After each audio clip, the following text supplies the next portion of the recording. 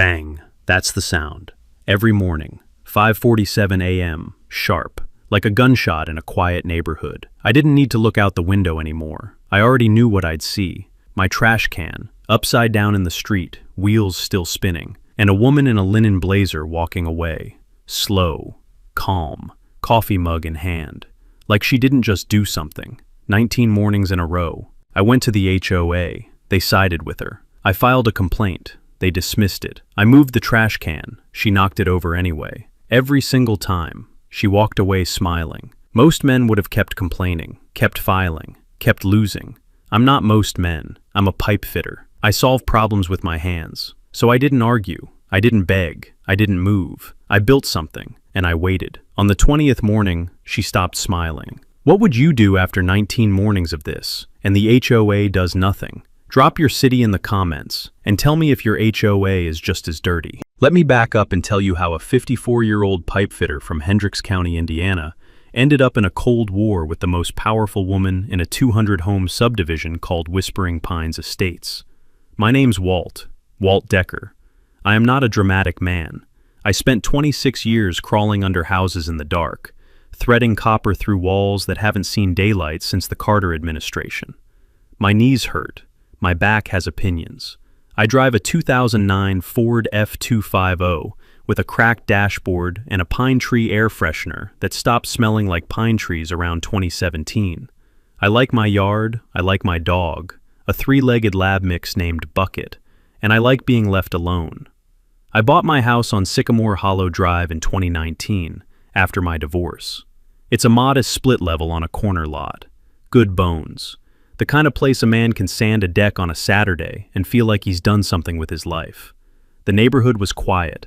The neighbors waved. The HOA sent me a pamphlet about community standards, and I put it in the recycling bin, which, as it turns out, was prophetic. That's when I met Darlene Fitch. Darlene was, and I want to be precise here, the HOA board president, the self-appointed architectural review chair, the unofficial head of the neighborhood watch, and, by her own telling at the July 4th potluck, basically the reason property values around here haven't collapsed. She was 61, wore linen blazers to check her mail, and had the particular energy of someone who peaked in a middle school classroom and never recovered. Her house sat directly across the intersection from mine, a beige colonial with a suspiciously green lawn, and a hand-painted sign near the mailbox that read, "Standards Matter." Our first interaction was cordial. She knocked on my door 2 weeks after I moved in to hand me a printed list of aesthetic guidelines, font size 9, single-spaced, 4 pages, and told me my F250 was visually disruptive to the streetscape. I smiled. I said thank you. I filed it next to the first pamphlet. The trash can situation started in the spring of my second year. Nothing dramatic at first, just Darlene walking past on her morning constitutional, and accidentally on purpose clipping my 96-gallon toter with her hip as she went by. It skidded 6 inches. She didn't look back. Week 2, it was a full sideways shove. The can went off the curb and into the road. I happened to be watching from the kitchen window, mug of black coffee in hand, smelling the wet grass and cold asphalt scent of early Indiana spring. And I thought, did that woman just... Week 4, she brought a friend. Another woman from the HOA board, Patrice Colburn, who wore a matching windbreaker and nodded approvingly as Darlene gave my trash can a full-footed kick that sent it rolling 12 feet down the gutter. They laughed. I watched from the window. Bucket watched from my legs. He growled low, the kind of growl that said, "I see what's happening here." The ostensible reason, the one Darlene later put in an official HOA letter, was that my trash can was improperly positioned on collection days, violating Section 4, Paragraph 3 of the HOA covenants, which required receptacles to be placed flush to the property line, not extending beyond the curb face. My can was, by her measurement, 4 inches over the line. 4 inches. But here's what I knew, standing in my kitchen at 5:47 in the morning. This wasn't about 4 inches. This was about the dent in my driveway where I park a truck she doesn't like. This was about the wind chimes on my porch that she'd complained about twice. This was about a man she'd decided didn't belong in her vision of Whispering Pines Estates. This was about petty power. And petty power, friends, has a very specific weakness. It needs you to do nothing. I did the reasonable thing first. Of course I did. I'm a reasonable man. I moved the trash can, measured it, got down on one knee, which, as I mentioned, does not thank me for this, and placed that 96-gallon toter with a tape measure against the curb edge like I was setting tile in a bathroom. Exactly flush. 0 inches of overhang. I even leveled it. I went back inside feeling like I'd handled the situation with the grace and dignity of a man who did not want drama. The next morning, bang. Same time, same sound. I looked out the window and Darlene was already halfway down the block. Linen blazer, coffee mug, not even breaking stride. She'd just knocked it over like it was a traffic cone in a parking lot. Okay, I thought. Maybe she genuinely couldn't see it in the dark. Maybe, and I gave this theory more airtime than it deserved, she was actually blind to trash cans before 6 a.m., and this was some kind of medical condition. I bought a reflective strip at the hardware store, orange, stuck it around the can like a little warning beacon. The next morning, she kicked the can and took out the reflective strip with her heel, like she was stomping a cigarette. So I did what any self-respecting man does when dealing with the first stages of being messed with. I documented. I set up a $34 Wise cam pointed at the end of my driveway. Low profile. Black housing against the dark trim of my garage door. The kind of small decision that turns out to be the most important one you'll make.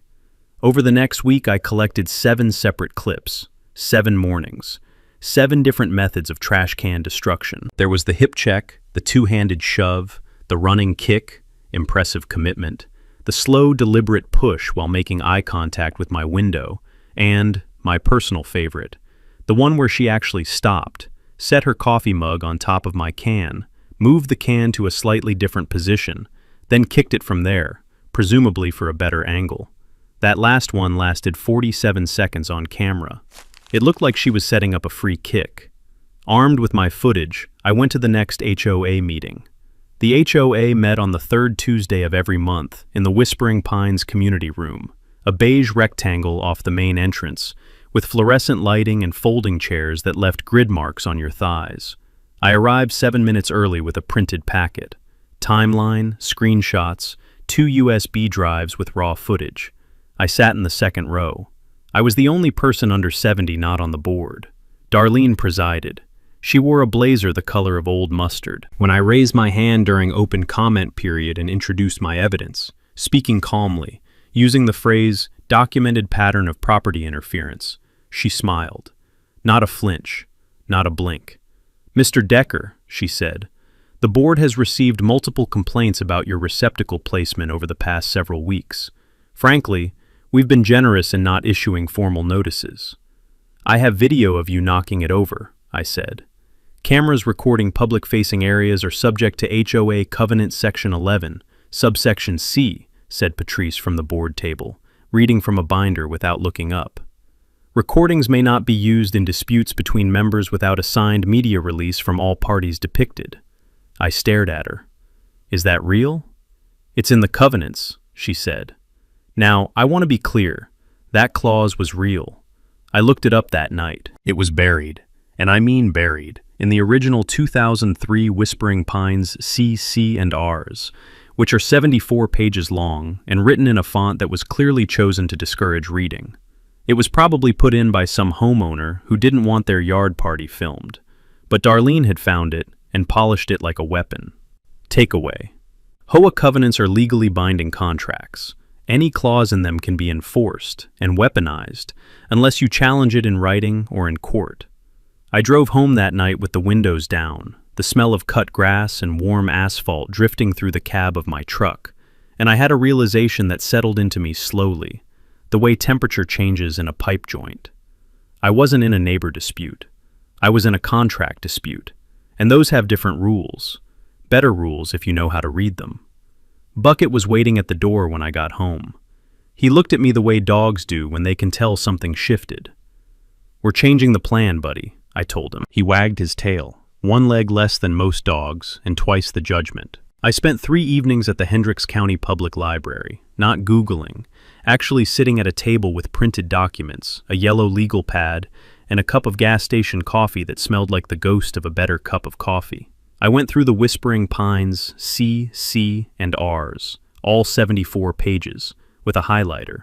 Then I cross-referenced them with Indiana's Homeowner Association Act, which is thankfully available as a PDF from the State Attorney General's website. Then I pulled up the county property records for every board member. Here's what I found on day 2. Darlene Fitch had served as HOA board president for 9 consecutive years, without a formal election in the last 4. The C, C, and R's required annual elections. The board hadn't held one since 2020, when they decided over email that the sitting officers would continue in their current roles due to the challenges of the pandemic. That email was forwarded to all members, which means it was documented, which means it was challengeable. Under Indiana Code Section 32-25.5-3-5, an HOA must hold elections in accordance with its own governing documents. If it fails to do so, any resident may petition for a special election.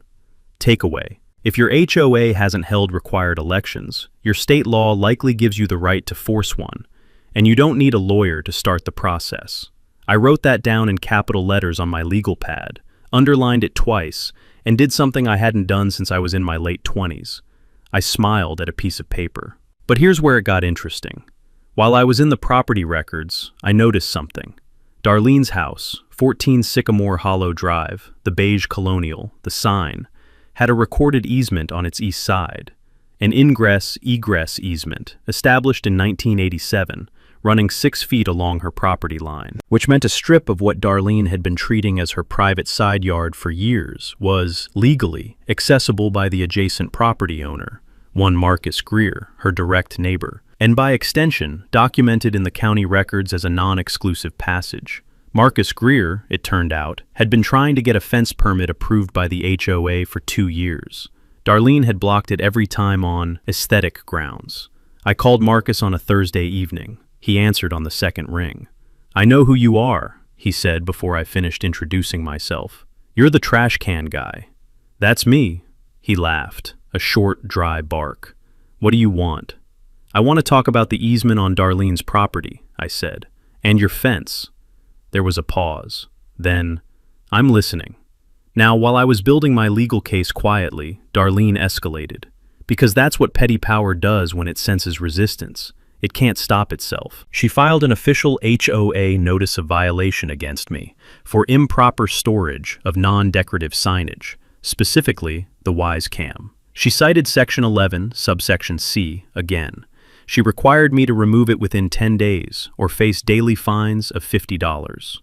The letter arrived on a Tuesday, printed on HOA letterhead with her signature in blue ink. She'd also BCC'd the full board. Here's the thing about $50 daily fines in an Indiana HOA. They are enforceable in small claims court, but only if the HOA can demonstrate that the violation notice was properly served and the member had opportunity to cure. The violation notice has to cite the specific covenant clause and the specific action required. Hers did. So I removed the Wise Cam. Publicly. Visibly. I walked out at noon on a Saturday, unscrewed it from the garage trim, and put it in my truck.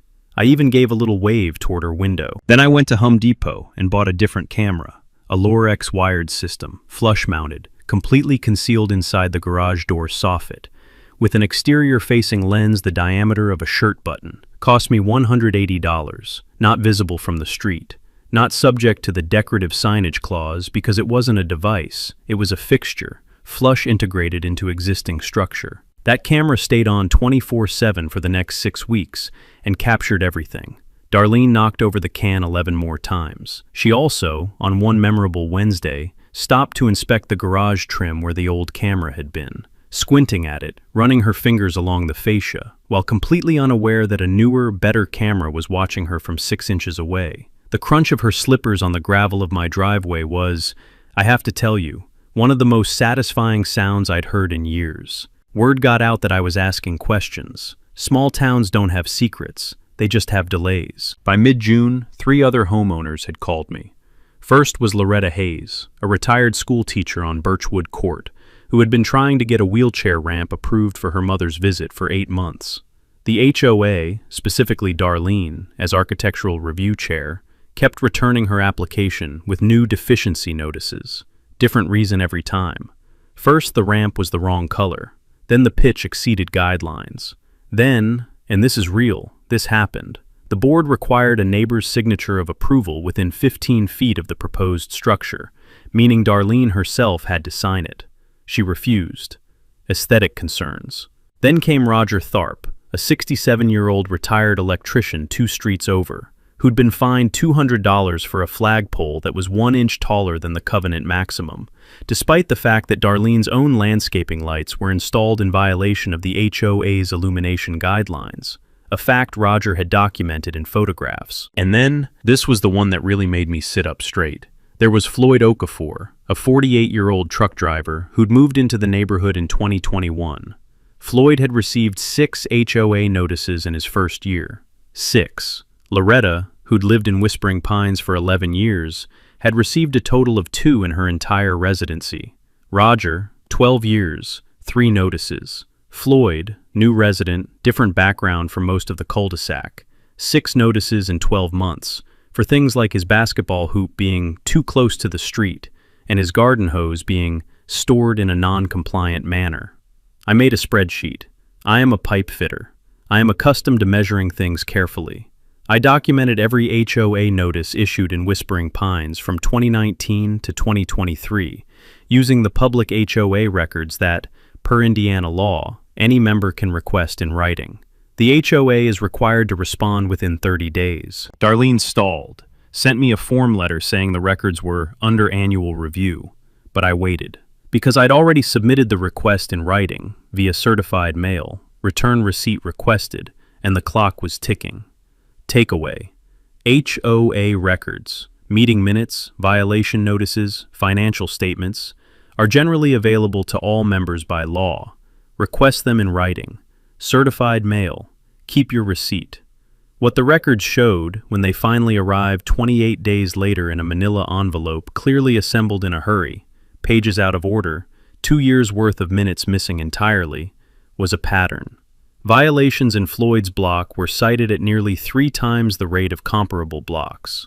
Notices issued to newer residents skewed heavily. The board had also, in 2022, quietly raised the fine schedule without a member vote, another covenant violation. I took all of this to a woman named Eleanor Strickland, who ran a legal aid clinic 2 towns over and specialized in housing law. She spent 45 minutes with me on a Thursday afternoon, reading my spreadsheet and my timeline, and at the end, she looked up over her reading glasses and said, "Mr. Decker, you didn't come here with a neighbor complaint. You came here with a fair housing case." I blinked. Meaning?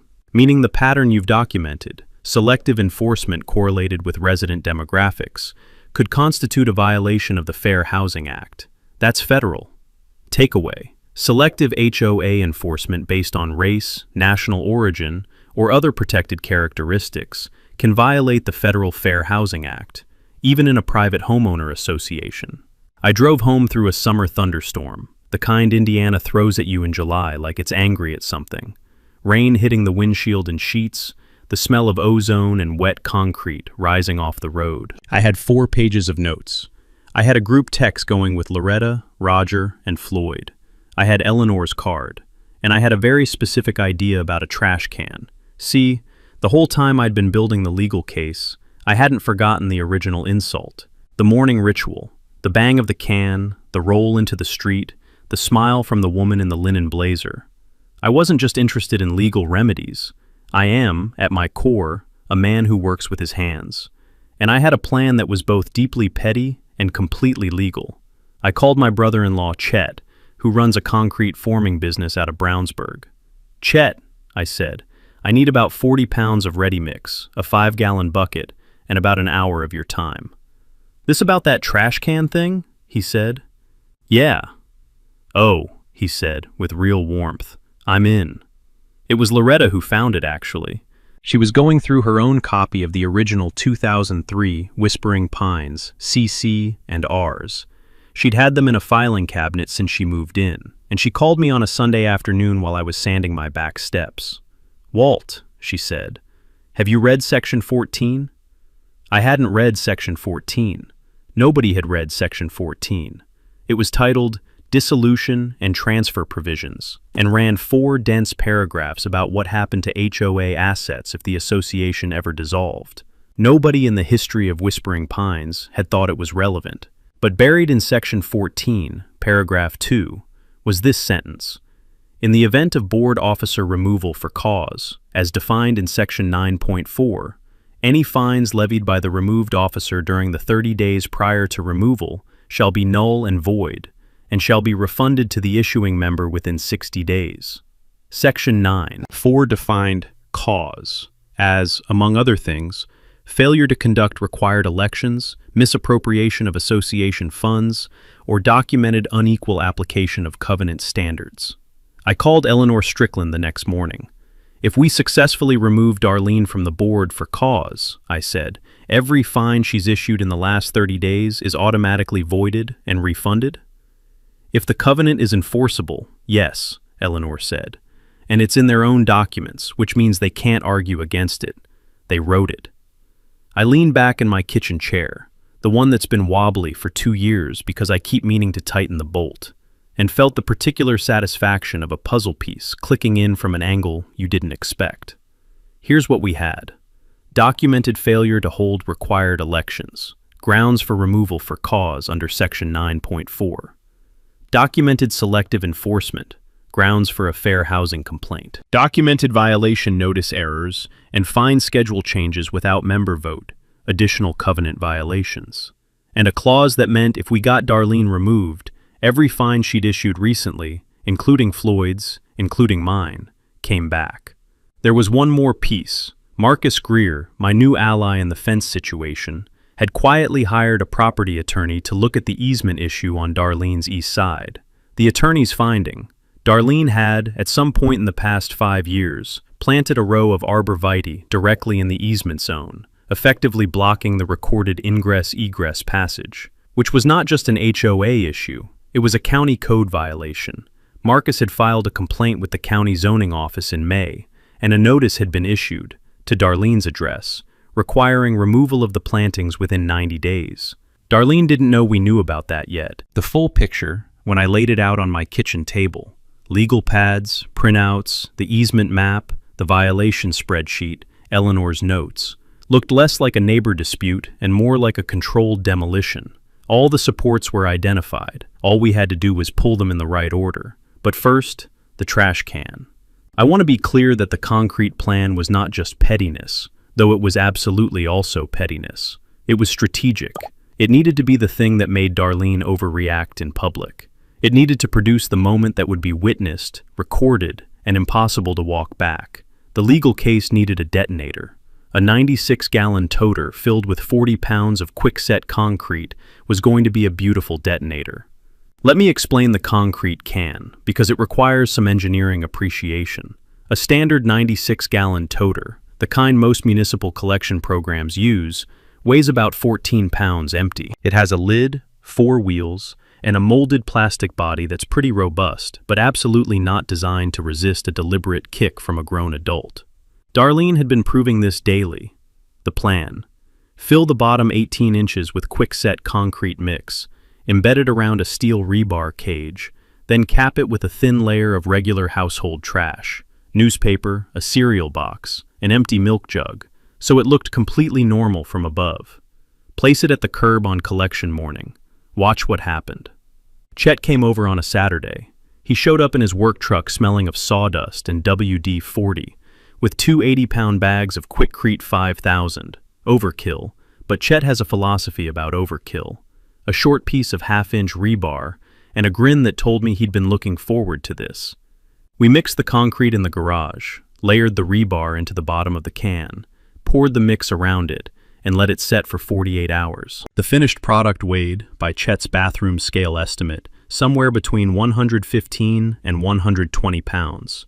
The wheels still rolled, barely, but only if you put your whole back into it. The trash on top looked completely authentic. The can, from the street, was indistinguishable from every other toter in Whispering Pines. But here's the detail that matters. I did not secure the can to the ground. I did not chain it, bolt it, or otherwise anchor it to fixed property. It was a freestanding trash receptacle, placed at the curb, within the legal placement parameters, weighing 120 pounds. Completely, entirely legal. Takeaway: a prank or deterrent on your own property using your own belongings, with no modification to public infrastructure and no physical trap designed to injure, is generally not legally actionable. Check your local codes, but placement of a heavy object in a legal position is not a crime. Meanwhile, on the coalition front, the group had grown. Loretta drafted a petition for a special election, citing Indiana Code Section 32-25.5-3-5 and the HOA's 4-year failure to hold required officer elections. We needed signatures from 10% of Whispering Pines households to force a special meeting. There were 200 homes. We needed 20 signatures. We had 34 within a week. Loretta worked the neighborhood with the same energy she'd once deployed for the school's annual fundraiser: methodical, warm, unhurried. She didn't frame it as an attack on Darlene. She framed it as a governance question. Do you think we should have proper elections? Almost everyone said yes. She collected signatures with a clipboard at the community mailbox kiosk, at the pocket park on Elm Cross, outside the entrance on collection mornings. Roger, meanwhile, compiled a formal complaint to the Indiana Civil Rights Commission, documenting the selective enforcement pattern and citing Floyd's case specifically. Floyd reviewed it and signed it. Eleanor reviewed the language and added 3 statutory references. It was, she said, as clean a preliminary complaint as she'd seen. Takeaway: state civil rights commissions investigate housing discrimination complaints for free. You do not need a lawyer to file. Your documentation, dates, names, patterns, is what matters. Marcus had one job: keep quiet about the easement notice until we were ready to use it. He did this with what I can only describe as the practiced patience of a man who had been waiting for exactly this moment for 2 years. I also, during this period, did something that was perhaps the most important preparation of all. I went to the Hendricks County Recorder's Office and pulled the full recorded history of the Whispering Pines Estates development. Original plat, all recorded easements, the original 2003 HOA filing, and the annual renewal certificates. That last part was the surprise. Indiana requires HOAs to file annual certificates of existence with the Secretary of State to maintain legal standing. Whispering Pines had missed its 2022 filing. The HOA had technically lapsed into administrative dissolution for a period of 4 months before quietly refiling in March 2023. During those 4 months, the board had issued 31 violation notices and collected approximately $4,600 in fines from an administratively dissolved entity. Takeaway: an HOA operating while administratively dissolved may have no legal authority to issue fines or enforce covenants during that period. Check your state's Secretary of State database. It's usually a free public search. Everything was in place: the petition, the civil rights complaint, the dissolution research, the concrete can, sitting in my garage under a tarp, patient as geology. All I needed was a Tuesday. Darlene, to her credit, sensed something. Not the specifics. She didn't know about the petition or the civil rights complaint or the dissolved HOA discovery, but she was perceptive in the way that petty power usually is, attuned to shifts in deference. She noticed that I wasn't moving my trash can after she knocked it over anymore. She noticed that Floyd had stopped apologizing at HOA meetings. She noticed that Loretta, who had always sat in the back of the community room and never spoken during open comments, had started sitting in the front row and taking notes. So Darlene did what cornered authority always does. She accelerated. In the span of 2 weeks, she issued 7 new violation notices across 5 properties. 3 of them were for things that had never been cited before in Whispering Pines history. One homeowner got a notice for a solar-powered landscape light that was not architecturally consistent with community aesthetic standards. Another got cited for a garden trellis. A woman on Laurel Ridge Court got a notice for a windsock that she'd hung off her back deck where it was not visible from any public street. She also went after Floyd again. This time it was a storage bin on his side porch, which she measured and found to be 7.5 inches taller than the 36-inch visible storage maximum in the covenants. She sent him a notice with a $75 fine and a 10-day cure period, and she sent a copy to the rest of the board via group email with a note that said, "Continuing pattern of non-compliance." Floyd called me when he got it. He was quiet on the phone, in the way that means a man is working very hard to stay quiet. "I've been here 3 years," he said. "I've gotten 9 notices. My neighbors on both sides have been here longer and gotten 0. "I know," I said. "It's in the complaint. When does this end?" "Soon," I said. "Very soon." What Darlene didn't know was that Roger had made contact with a local television reporter, a young woman named Becca Larson at the NBC affiliate in Indianapolis, who covered consumer affairs and had done a series on HOA abuses the previous fall. Roger had sent her a summary, and she'd responded within 24 hours. She wanted to talk. She wanted the spreadsheet. She wanted, specifically, to understand how one woman could run a 200-home association for 9 years without an election. We asked her to hold the story for 2 weeks. She agreed, reluctantly, in exchange for an exclusive when we were ready. Darlene also tried to co-opt the situation through friendliness, which was perhaps her strangest move. She knocked on my door on a Wednesday evening. Actual knock. No coffee mug, blazer exchanged for a cardigan, and offered what she called a good faith resolution. If I agreed to withdraw any complaints against the HOA and signed a document acknowledging the camera covenant violation, she would waive all of my outstanding fines and consider the matter closed. I offered her a glass of water. She declined. I asked her if she'd be willing to put that offer in writing. She said yes, and she did. Sent it over email the next morning, on HOA letterhead. A written acknowledgement from the HOA board president that there were outstanding fines against my property, that she was personally offering to waive them as a negotiated settlement, and that this offer was contingent on my silence. Takeaway: if someone in authority offers you a good faith resolution that requires your silence, get it in writing. That document may later establish that they knew they had exposure. I forwarded it to Eleanor immediately. "Oh, Walt," Eleanor said when she read it. "She just admitted she's been using the fine process as a personal leverage tool." "I know. This is very helpful. I know." I hung up and looked at Bucket, who was lying in the sunbeam that came through the kitchen window every afternoon around 4, warm and gold on the hardwood floor, smelling faintly of dog and contentment. He opened one eye at me. 2 more days, I told him. He closed his eye. He believed me. The concrete can was loaded in my truck. The petition was notarized and ready to deliver. Eleanor had drafted the emergency motion for the special meeting. The civil rights complaint was filed, timestamp confirmed. Becca Larson had a camera crew on standby. All the supports were in place. Time to pull the first one. The night before collection day, I moved the concrete can to the curb. It took me and Chet together to roll it down the driveway. The wheels barely turned under the weight, and we positioned it in exactly the right spot. Flush to the property line, 0 inches of overhang, tape measure precise. Then we put the thin layer of trash on top. Newspaper, cardboard, the cereal box, and closed the lid. From across the street, in the amber glow of the street lamp, it looked like every other trash can on every other curb in Whispering Pines. Nothing special, just a 96-gallon toter waiting for Tuesday morning. Chet stood back and admired it. "That's about the most normal-looking thing I've ever seen that weighs as much as I do," he said. "That's the whole point," I said. I set my alarm for 5:30, went to bed, could not sleep, lay there in the dark listening to the crickets outside, the low hum of the central air, and Bucket snoring at the foot of the bed, with the deep, peaceful confidence of an animal who has never once in his life overthought anything. Darlene, meanwhile, had one final move left in her. At 9 p.m. the previous night, I found this out later from Marcus, who had a line of sight to her driveway. She drove her car out, circled the block twice, and stopped in front of my house for a full 3 minutes. Just sitting there. I imagined she was looking at the can. I imagined she was deciding.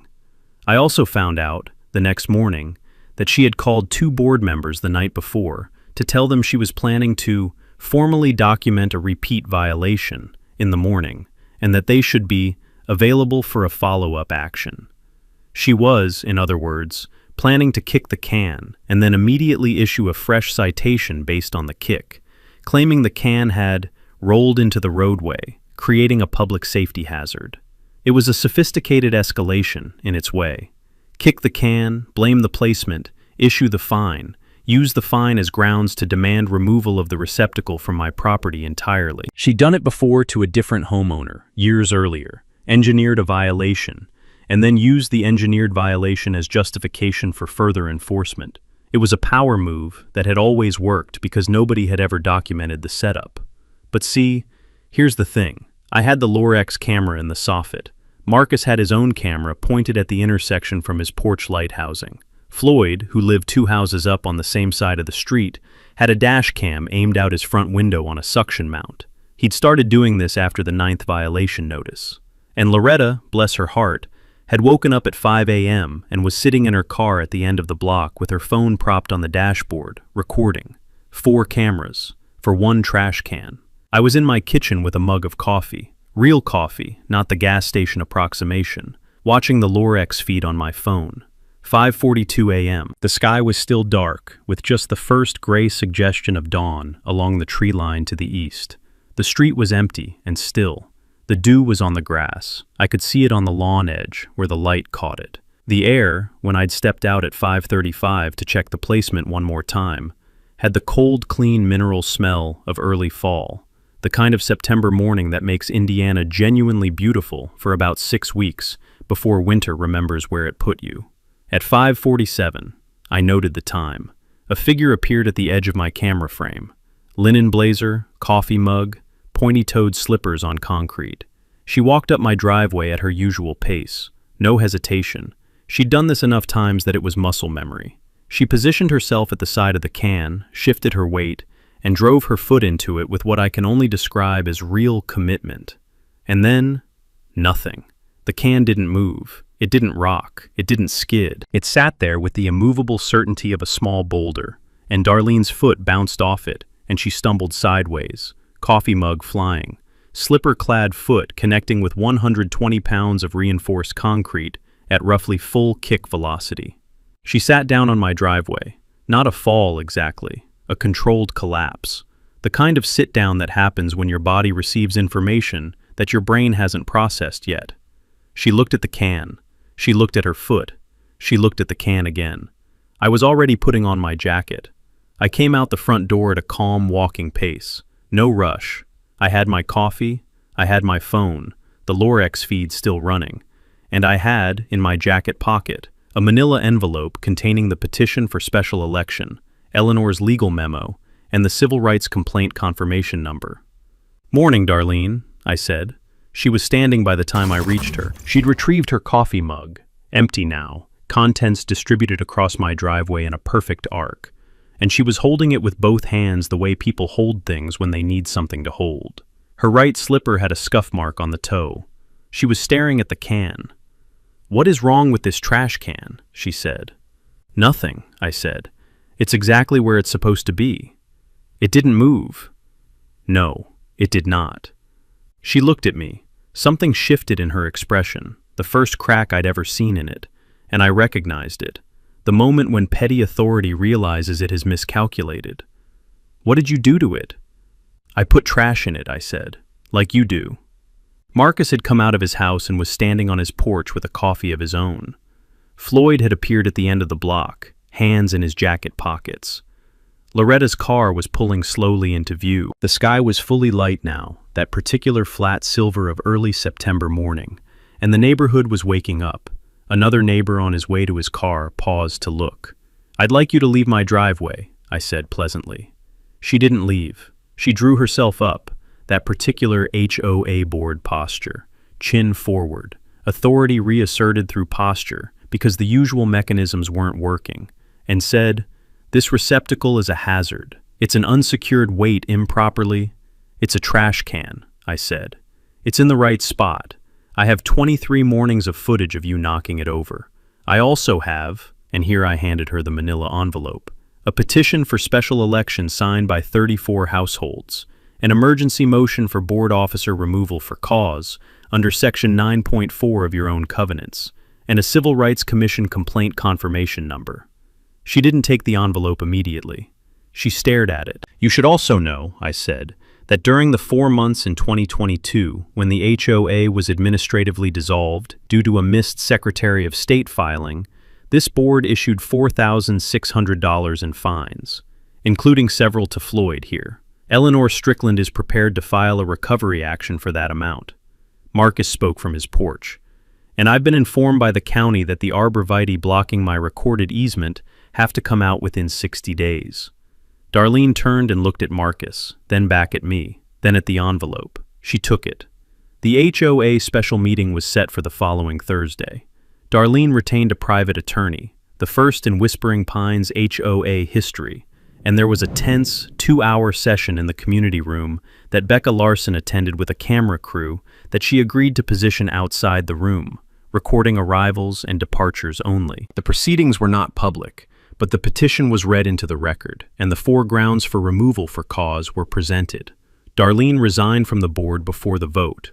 Her resignation letter, which was read aloud by the new acting president, a retired accountant named Harold Stroud, who had been serving as secretary for 6 years and had not, to anyone's knowledge, ever abused his power, cited personal reasons and the desire to allow new leadership to move the community forward. She was out by noon. Patrice Colburn, who had been on the board for 11 years and had looked the other way through all of it, resigned the following Monday. Harold called for new elections within 30 days. The civil rights complaint was reviewed by the Indiana Civil Rights Commission, and Whispering Pines entered a voluntary compliance agreement 3 months later, agreeing to an independent audit of enforcement history from 2019 forward and mandatory board training on Fair Housing Act obligations. Becca Larson's piece ran the following Tuesday. It opened with the concrete trash can and got better from there. Within 48 hours, it had been picked up by 3 additional regional outlets. The comments section, and I know you're not supposed to read the comments section, but come on, was almost entirely people sharing their own HOA nightmare stories, one after another, a long, warm river of Me Too. "Play stupid games," said one commenter, directly under a freeze frame of Darlene bouncing off the concrete can. "Win stupid prizes." Yeah, pretty much. The new HOA board held its first properly elected meeting in November, 6 weeks after the special election. Harold Stroud, quiet, methodical, a man who ironed his work shirts and kept meeting minutes that were actually legible, was elected president by 140 votes. Loretta Hayes was elected to the architectural review seat she tried to use to get her mother's wheelchair ramp approved for 8 months. That ramp got approved in the first meeting, retroactively, along with a formal apology entered into the minutes. Floyd's outstanding fines, all 9 violations from 2021 to 2023, were reviewed by the new board. 6 were voided as improperly issued. 3 were found to have technical merit, but the fines were waived as part of the Civil Rights Compliance Agreement. Floyd got a check in the mail for $475. He told me later he framed the envelope. Rogers' flagpole situation was resolved with a covenant amendment, passed by member vote, that brought the allowable flagpole height to 20 feet and explicitly exempted American flags from aesthetic review. The vote was 147-3. My camera, the real one, the Lorex, stayed in the soffit. The new board amended Section 11, subsection C, to clarify that security cameras integrated into existing structures were not subject to decoration restrictions. I made sure of that at the first meeting. Harold nodded and wrote it down. And Darlene? She stayed in the neighborhood. She did not sell her house, which surprised some people, but I think makes a certain sense. She'd been the center of that neighborhood for 9 years. Leaving would have meant admitting more than staying did. She stopped walking on Sycamore Hollow Drive in the mornings. I see her car sometimes, pulling out of her driveway, and she doesn't look over. That's fine. I'm not looking for an apology. Apologies from people who haven't changed anything cost nothing and mean less. Marcus's arborvitae, Darlene's arborvitae technically, the ones in his easement, came out in October. He put in a split-rail fence.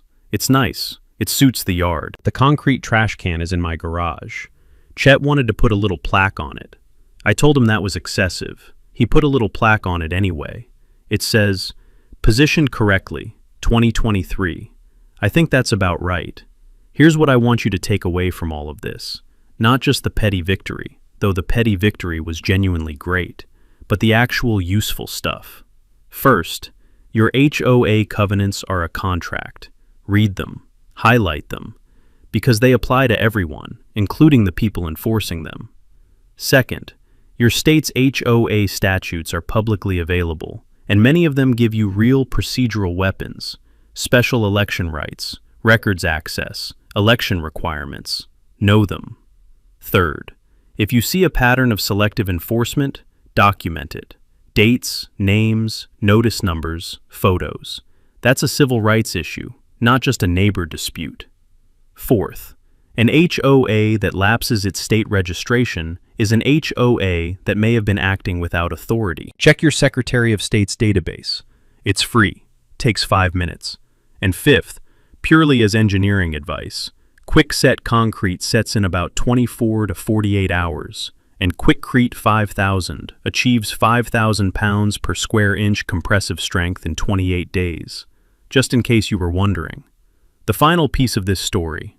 In the spring, the Whispering Pines HOA, under Harold's leadership with Loretta's proposal, voted to allocate a portion of the reclaimed fines from the dissolution period toward a neighborhood scholarship fund. Modest amount, first year, but it's there.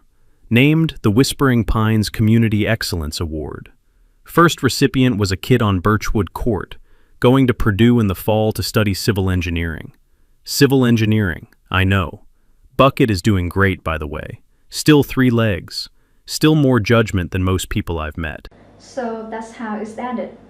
19 mornings of bang, 1 morning of silence. Here's what I want you to take away. And it's not about the concrete. Though the concrete was beautiful. Dylan didn't lose because Worth got angry. He was angry on day 1. Anger doesn't win this fight.